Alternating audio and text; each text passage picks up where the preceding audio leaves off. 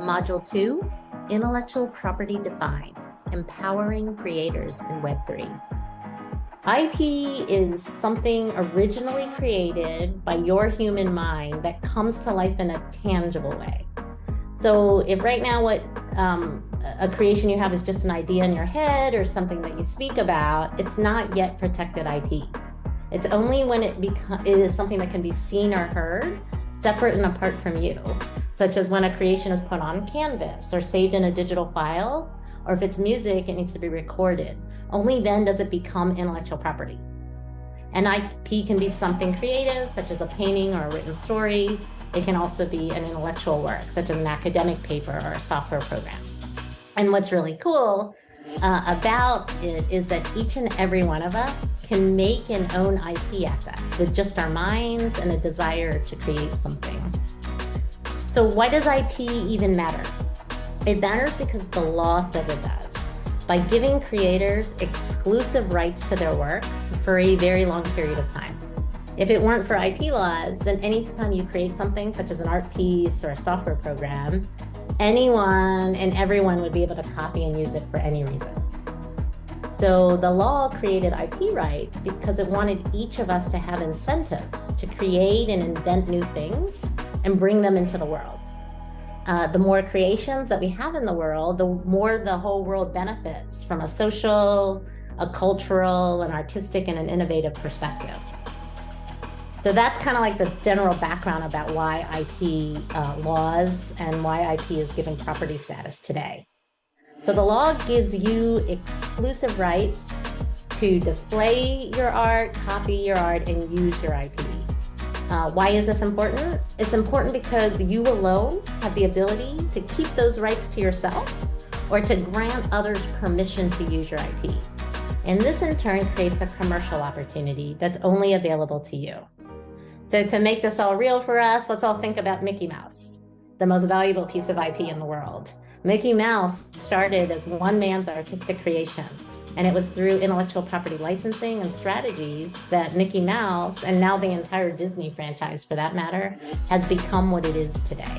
Disney takes that IP and it creates both physical goods like toys and prints, and it also creates digital ones such as movies and video games.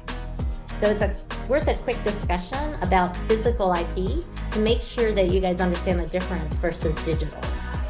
Physical works also become relevant in the NFT world when you plan to also sell a physical art piece with NFTs. Physical works are ones that can be held and touched and transferred from one person to another. And when you sell a unique physical art piece, the new owner of that art has full rights to sell it whenever they want and for whatever price they want. The original creator, the artist, still owns the IP underlying the work, but loses any control of that specific piece once it's sold.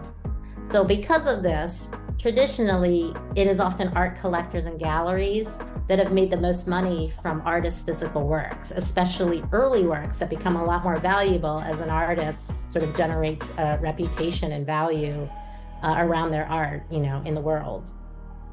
Digital works, on the other hand, offer artists more control, at least from a legal standpoint, because what you're selling is not a real world good. Instead, what you're selling are rights to use a digital work. And the word to explain how these rights are sold and transacted is called licensing. The cool thing is the creator alone defines what rights are licensed and what rights are kept or prohibited from use for a licensee. And then, of course, if you require compensation, the typical word in the digital arena to describe your payment is royalties. And in the NFT world, the term creator fees is also used. So to summarize physical and digital, when you buy a Mickey Mouse blanket or a DVD movie, you can sell that blanket or DVD at any price without Disney coming after you. But when you buy a Disney Plus subscription, you're buying a digital product and you only are getting a limited license right to view movies, but you're not able to sell those movies or grant others access. And from an artist perspective, as an artist who has the ability to license rights to your works, you are like Disney. And so this control becomes very important as you enter the digital and blockchain realm. Be sure to watch Module 3, where we explain about NFTs and how you can empower your IP by encoding your terms and declarations on-chain.